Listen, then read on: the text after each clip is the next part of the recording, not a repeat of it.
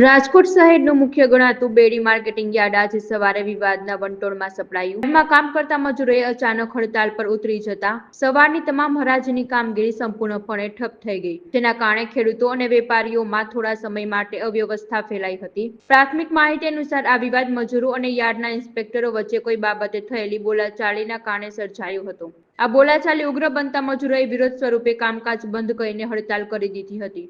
હડતાલના કારણે યાર્ડમાં માલની આવન જાવન અને વેચાણની પ્રક્રિયા અટકી ગઈ હતી.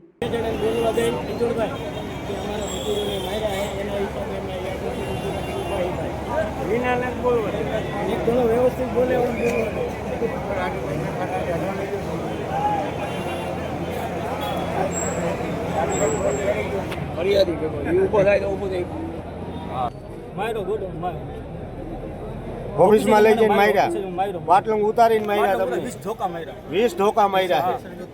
કેટલા કર્મચારી આ કપડા ફાડી નાખેલા છે? જો આ મજૂરની આ હાલત છે. જે કોઈ કર્મચારી જે મજૂર ઉપર દમન ગુજારેલ છે એની ઉપર એકલા જોઈને ઓફિસે 10 કર્મચારી ઉપાડી અને ઓફિસ ઉપર બંધ બારણે જેને મરજી પડે એ માર મારી અને આ મજૂરની આ હાલત કરેલી છે. જો ગુજરાત સરકારને મારી જાહેર નમ્ર વિનંતી છે કે મજૂર ઉપર તમારી યાર્ડના કર્મચારી આવ્યો દમન ગુજારે છે.